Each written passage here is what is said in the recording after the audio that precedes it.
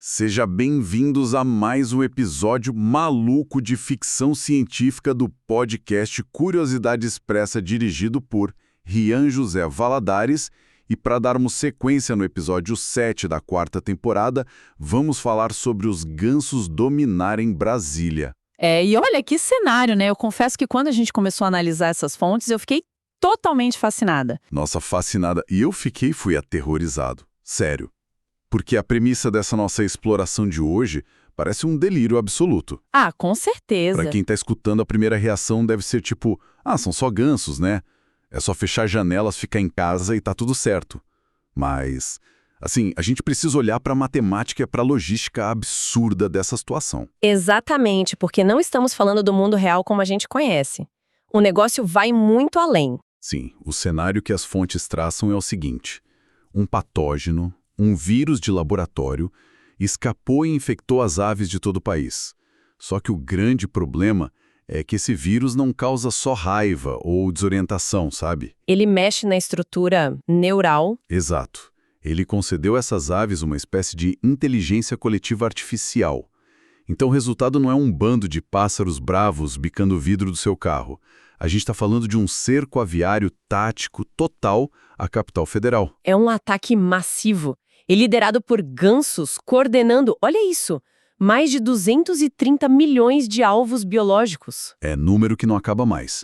Então a nossa missão, entrando de cabeça nessa história hoje, é entender a anatomia militar, a falha logística e, a tragédia humana por trás dessa queda de Brasília. E é muito louco pensar num general percebendo que a capital vai ser engolida por uma nuvem viva. O que é mais fascinante aqui, se a gente analisar com calma, é que a ameaça muda completamente de figura quando a gente adiciona esse fator da inteligência biológica, né? A gente não está mais lidando com aquele instinto animal básico, tipo voar para o sul no inverno ou procurar comida no lixo. A gente está falando de tática de guerra avançada. Uma coordenação militar, praticamente. Sim, a invasão de Brasília, sob essa perspectiva, vira um estudo de caso sobre como a força bruta orgânica, os números absolutos mesmo, conseguem esmagar a engenharia militar mais sofisticada que a gente tem. Certo, então vamos tentar desempacotar isso para quem está acompanhando a gente. É justamente a biologia desse vírus que dá o pontapé inicial em tudo, né? Como é que um bando espalhado lá pelo interior de Goiás ou de Minas Gerais passa a agir como um exército organizado? É uma mudança de paradigma biológico. Tipo, a melhor analogia que eu consegui pensar, lendo o material, foi a daqueles sistemas de inteligência artificial de casa conectada, sabe? Ah, sim, a internet das coisas. Isso. Sabe quando o sensor da porta conversa com o ar-condicionado, que aí manda sinal para a luz da sala acender quando alguém chega? É como se o patógeno tivesse transformado as aves nisso, conectando os cérebros delas, só que operando de forma tática para destruir tudo. Olha, essa analogia é perfeita porque ela ilustra exatamente essa comunicação em rede. A biologia do vírus alterou as sinapses das aves.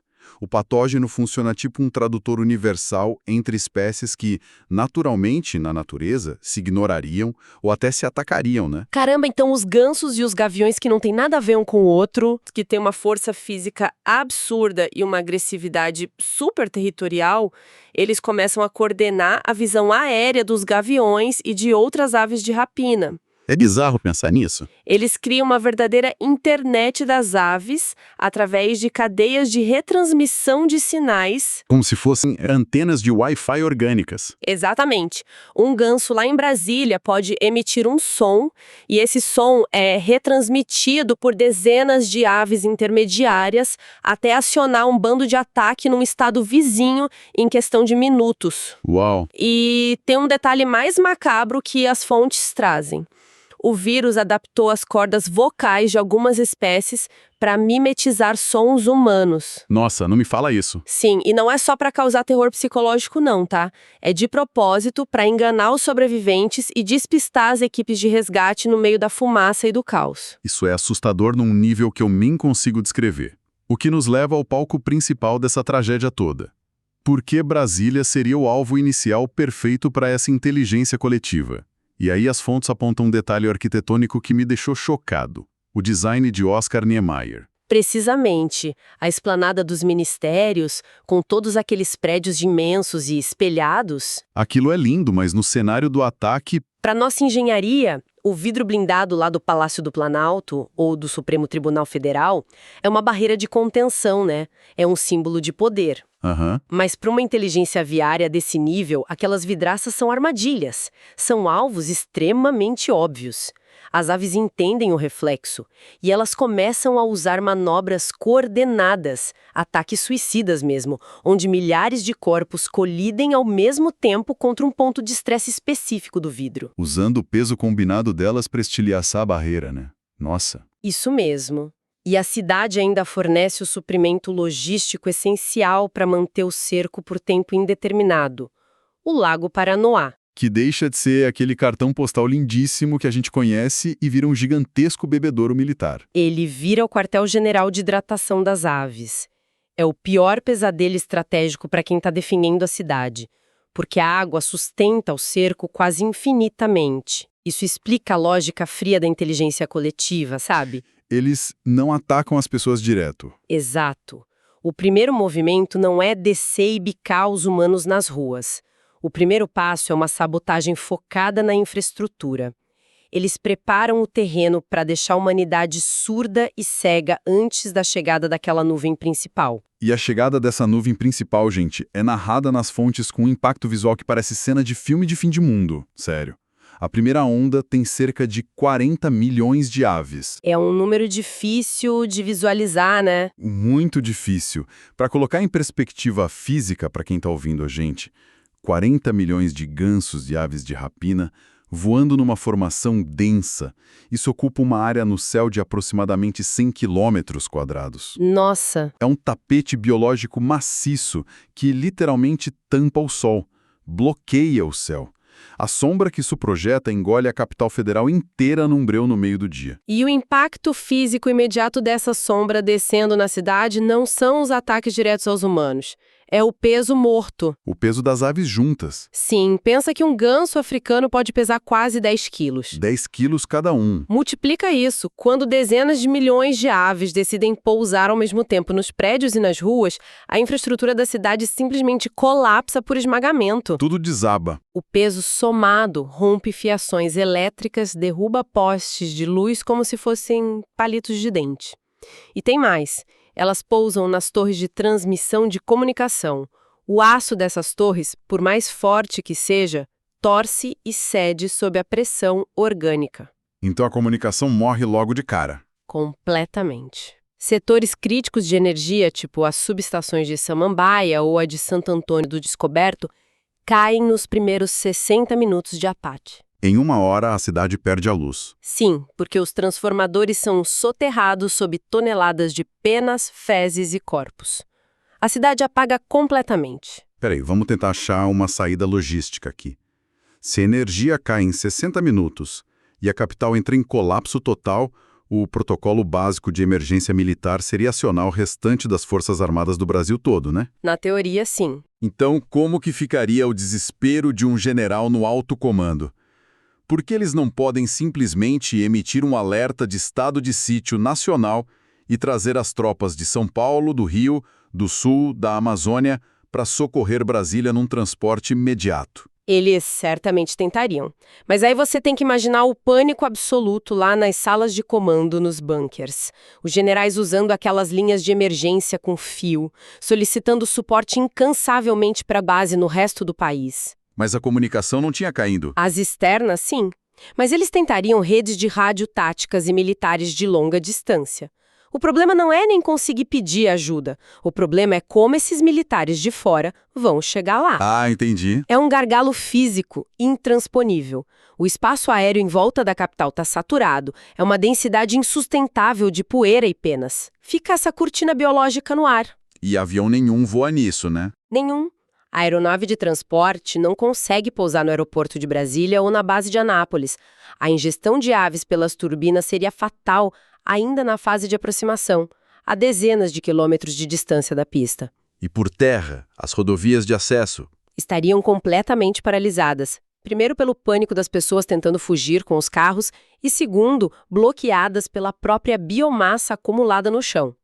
Os reforços estariam literalmente presos do lado de fora do cerco aviário. Cara, a cidade fica completamente ilhada no centro do país. Mas as Forças Armadas já têm o arsenal de ponta estacionado lá na região centro-oeste, né? Tem. E eles usariam tudo o que tem. Sim, as táticas aéreas para tentar conter essas 10 ondas de ataque, somando aqueles 230 milhões de aves, as táticas são um absurdo da física de combate. Eu estava lendo e fiquei imaginando as manobras. Por exemplo, os cargueiros de peso pesado, o KC-390 Millennium. Aviões gigantescos. Exato. Eles são muito grandes e pesados para ficar desviando na base da agilidade. Então, o que eles fazem? Eles usam a aerodinâmica como arma. Eles voam logo acima do teto máximo daquela nuvem preta de pássaros. Criando uma pressão imensa para baixo. Isso. O avião cria umas turbulências colossais. Aquelas cortinas de ar, os vórtices que se formam nas pontas das asas, geram uma pressão descendente tão absurda que desestabiliza totalmente os gansos lá embaixo. É genial do ponto de vista aerodinâmico. Quebra a formação das aves, faz com que elas percam a sustentação de voo e caiam do céu em espiral, direto para o chão. É a engenharia humana usando física de fluidos contra a biologia, né? Uma tática de vácuo bem pensada. Mas os caças F-39 Gripen, a abordagem deles seria muito mais violenta. Nossa, os caças. Sim, eles não iam gastar mísseis caríssimos e super avançados atirando contra pássaros individuais, porque a munição ia acabar em segundos. O que eles fariam? Acelerariam em mergulho cruzando a barreira do som no céu de Brasília. Voo supersônico no meio do enxame. Nossa, tipo uma bomba invisível de som. Exatamente. A onda de choque gerada, aquele estrondo sônico violento, a gente tem que lembrar que as aves possuem ossos pneumáticos, né? Ossos ocos que ajudam no voo. Verdade. Então, a pressão aerodinâmica dessa explosão sônica no meio do bando funciona como se fosse uma marreta invisível esmagando a pressão interna desses animais. Isso causa hemorragias generalizadas nas aves e desintegra formações inteiras sem disparar uma única bala. É a nossa engenharia no limite absoluto. Que cena. Mas e no chão, a artilharia terrestre? Porque eles têm os blindados antiaéreos, os canhões móveis Gepards, tentando proteger o Congresso Nacional, criando aquela cúpula de estilhaços. Sim, a defesa local. E os helicópteros de ataque, os Mi-35. As fontes têm descrições deles operando quase como se fossem cortadores de grama aéreos, usando aquelas metralhadoras giratórias, as miniguns, varrendo corredores inteiros no céu para tentar manter o ar um pouco limpo. Parece um sistema de defesa impenetrável se você olha de fora. Parece impenetrável até a gente bater de frente com a matemática fria da realidade. Se a gente analisar sobre o ponto de vista de um general desesperado ali no comando, a conta da munição simplesmente não fecha, gente. Não tem bala para todo mundo. Não tem. E aqui entra a grande diferença que mostra o porquê de uma inteligência biológica ser um perigo tão grande.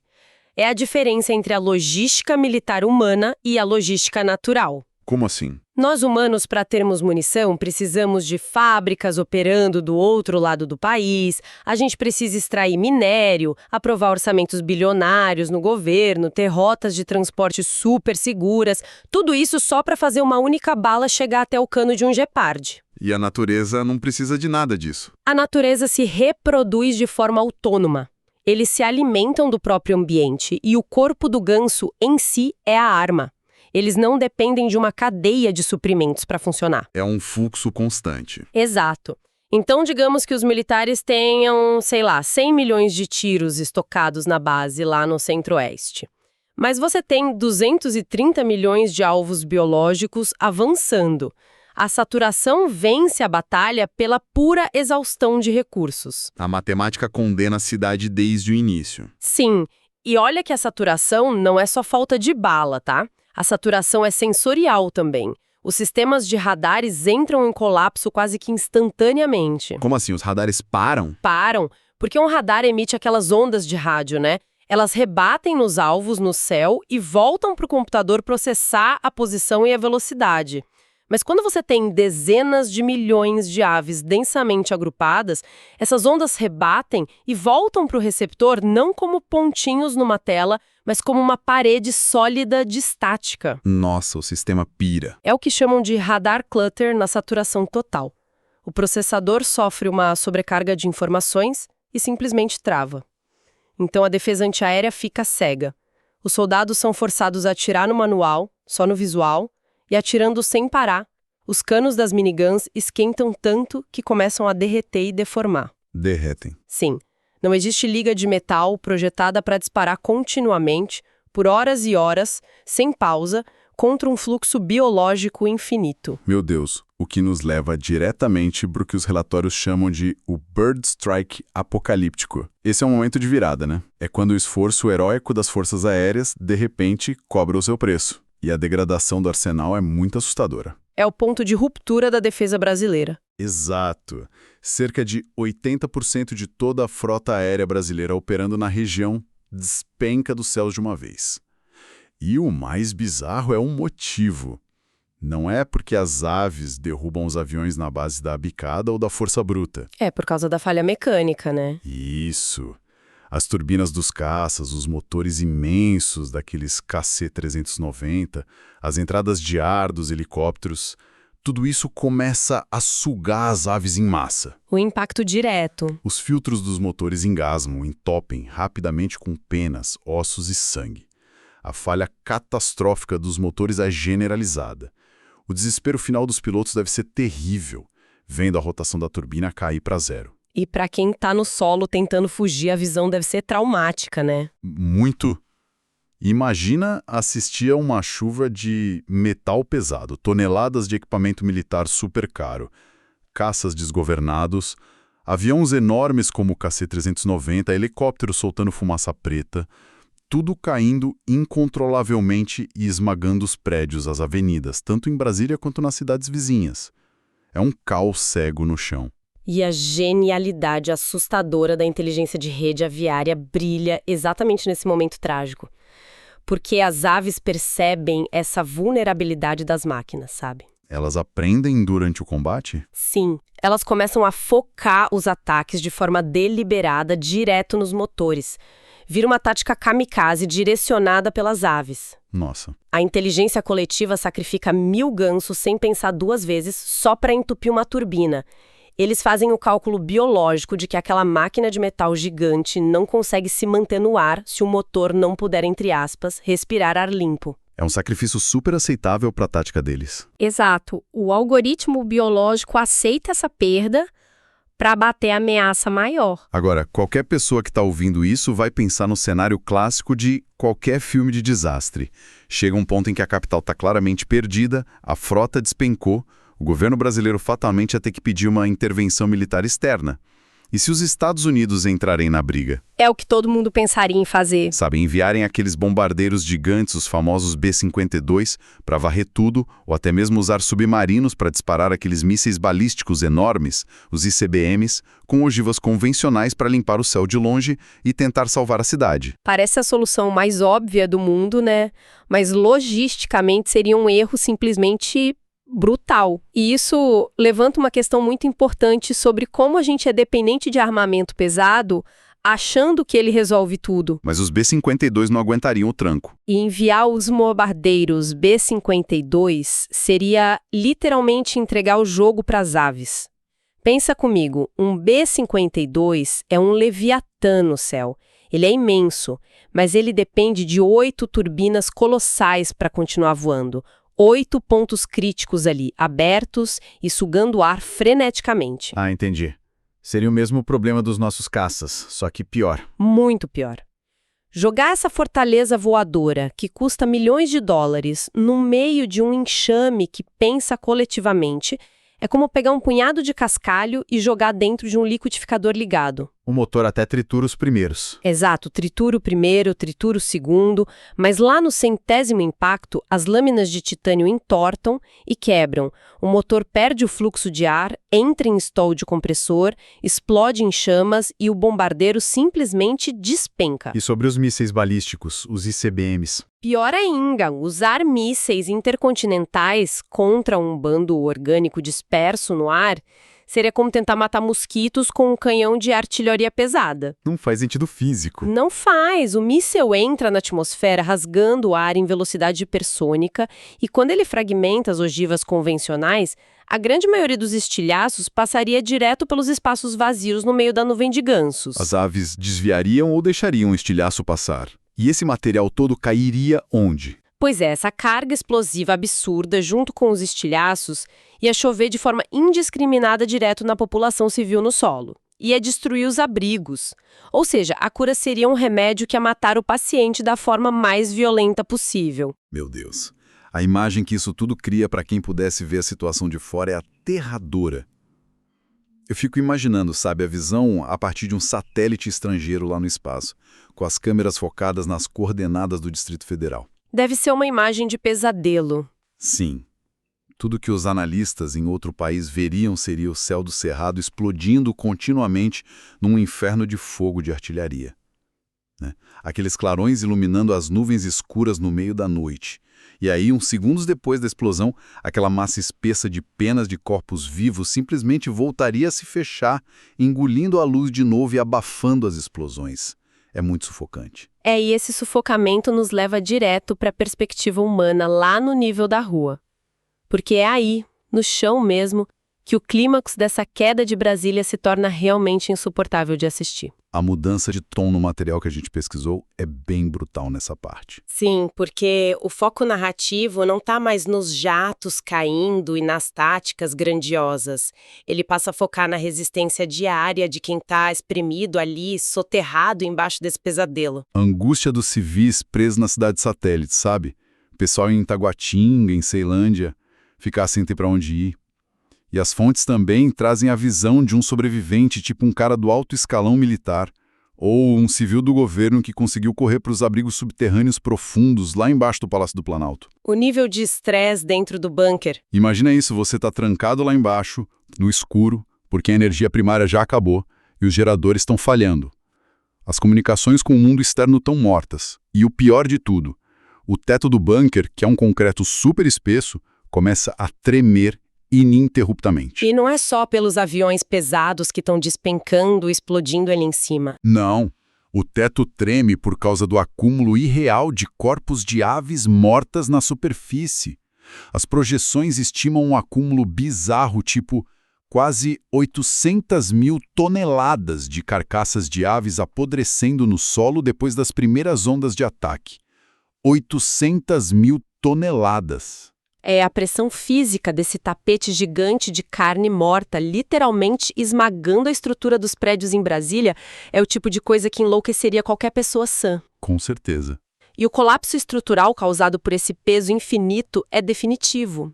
Você pensa nos hospitais de campanha militares, por exemplo. Aquelas tendas grandes. Isso, aquelas estruturas e pavilhões rápidos que eles montam no chão para atender emergências ou civis feridos. Eles simplesmente cederiam e desabariam. Iam esmagar os equipamentos e os pacientes lá dentro sob o peso constante de carcaças chovendo do céu sem parar. Que pesadelo absoluto. E o cheiro, a sujeira... É exatamente esse o próximo estágio. A degradação sanitária acelerada. Pensa bem, com 800 mil toneladas de matéria orgânica exposta, misturada com sangue e tudo mais, sobre o sol quente do nosso cerrado... E sem sistema de esgoto ou saneamento funcionando? O resultado é que a proliferação de doenças respiratórias e superbactérias sai do controle rapidinho. E nas cidades satélites, a situação é ainda mais crua. Porque como elas estão totalmente isoladas da capital pelo cerco denso, bloqueando todas as estradas, a escassez de suprimentos médicos e a falta de comida nos supermercados começam a gerar um caos insano. Saques, brigas por recursos básicos... Exato! As famílias em pânico lutando diariamente por uma garrafa d'água. O colapso civil interno começa a destruir as cidades por dentro, muito antes das aves precisarem entrar nos abrigos para atacar as pessoas fisicamente. E aí, lendo tudo isso sobre a cidade ruindo, eu tentei de novo encontrar qualquer fiapo de esperança tecnológica de última hora. Sabe, a gente não está no século passado. Por que não usar defesas eletrônicas automatizadas supermodernas? Tipo o sistema Serum americano que atira sozinho, ou colocar fazendas inteiras de lasers verdes de alta potência para queimar a retina e cegar os gaviões lá no alto que estão coordenando tudo.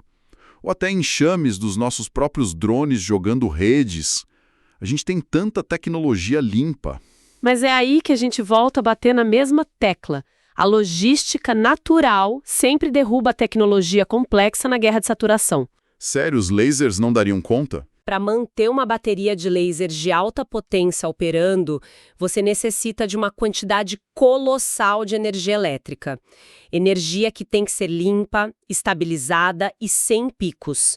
A gente acabou de discutir que os transformadores e toda a malha de energia primária de Brasília desabaram na primeira hora do cerco, esmagados pelo peso orgânico. Não tem tomada para ligar o laser. Não tem. E sobre os drones? Os drones precisam de um espaço aéreo minimamente desobstruído para girar as hélices. Se um drone sobe naquele caos, as hélices travam em penas e sangue instantaneamente e o motor pifa antes de voar 10 metros. Eles cairiam mortos na mesma hora. Sim. No fim das contas, a realidade cruel que dita a derrota das nossas máquinas contra a biologia é que o campo de batalha fica fisicamente e literalmente sujo. Entope tudo. O equipamento de artilharia sofre panes mecânicas por causa dos ossos triturados, os geradores a diesel morrem por falta de oxigênio. Chega um momento no combate em que a energia desliga, a engrenagem emperra por sujeira e não existe um botão de reiniciar. O limite estrutural do metal chega muito antes do limite da carne e dos ossos daquele mar de aves. O que nos empurra, numa velocidade assustadora direto contra um muro de decisões impossíveis de tomar. Se a derrota com armamento convencional é certa e as armas tecnológicas falham pela sujeira logística, o material apresenta duas conclusões para quando a ameaça finalmente dominar o coração político do país. 2 caminhos sem volta. Que é o domínio total das aves. Vamos falar do botão do pânico primeiro. E se o presidente da República ou os generais que restaram lá no bunker decidirem usar a cartada final? Detonar uma bomba nuclear tática de baixa potência em alta altitude sobre a cidade para tentar incinerar o enxame todo e acabar com o cerco de uma vez por todas. A opção ômega pinta um quadro muito claro de terra arrasada. Não sobra pedra sobre pedra. E a física de uma explosão nuclear atmosférica é bem peculiar. Porque a primeira coisa que ia atingir a cidade lá embaixo não seria o calor da bola de fogo, mas o pulso eletromagnético, o famoso IMP. O clarão invisível que desliga os eletrônicos. Isso. Imagina o IMP como um botão de reset gigantesco, só que um botão que derrete os fios fisicamente. O pulso fritaria instantaneamente todo e qualquer circuito eletrônico não blindado num raio de centenas de quilômetros de Brasília. Até os carros? Tudo. E pior, os ventiladores vitais dos bunkers no subsolo parariam, marca-pastos das pessoas iriam parar, sistema de purificação de água, as poucas redes de rádio que ainda funcionavam a bateria, tudo queimaria na hora. A escuridão e o silêncio seriam absolutos para os humanos lá embaixo. E o impacto nas aves que estão cobrindo o céu lá em cima. Aí sim, o clarão térmico da bomba e a onda de choque e radiação iam varrer os ares em milissegundos. O que ia acontecer a seguir seria uma cena super grotesca, sabe? Milhões de aves instantaneamente cegas e pegando fogo, despencando feito meteoros orgânicos por toda a extensão do Distrito Federal.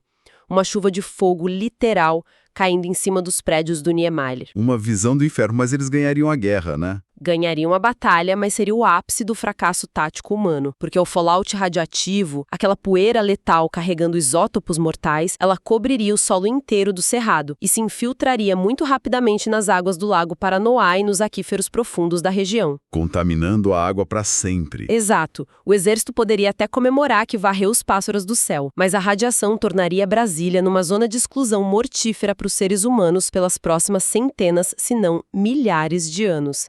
Eles simplesmente obliterariam toda a população civil e a capital que eles juraram proteger. Então, a gente volta para o dilema principal. E se a consciência pesar e ninguém tiver coragem de apertar o botão nuclear vermelho?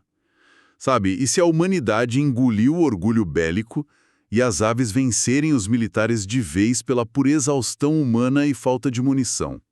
O que sobra do Brasil, ou pelo menos ali do nosso Planalto Central, depois que o céu se acalmar? O que sobra é um mundo reconfigurado de uma forma bem drástica. O cenário do material sugere que a civilização humana remanescente ali em volta seria forçada a migrar e se adaptar definitivamente à vida no subsolo. Viver igual tatu. Sim, porque a superfície seria dominada.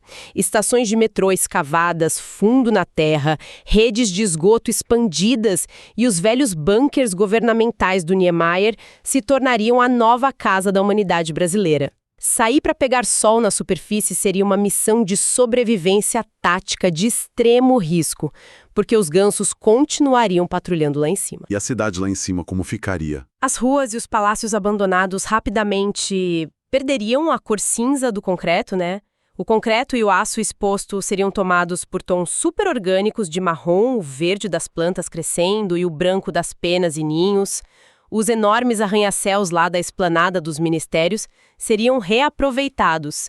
A inteligência coletiva garantiria que eles adaptassem as nossas ruínas verticais em colossais penhascos artificiais, virando condomínios de ninhos superfortificados.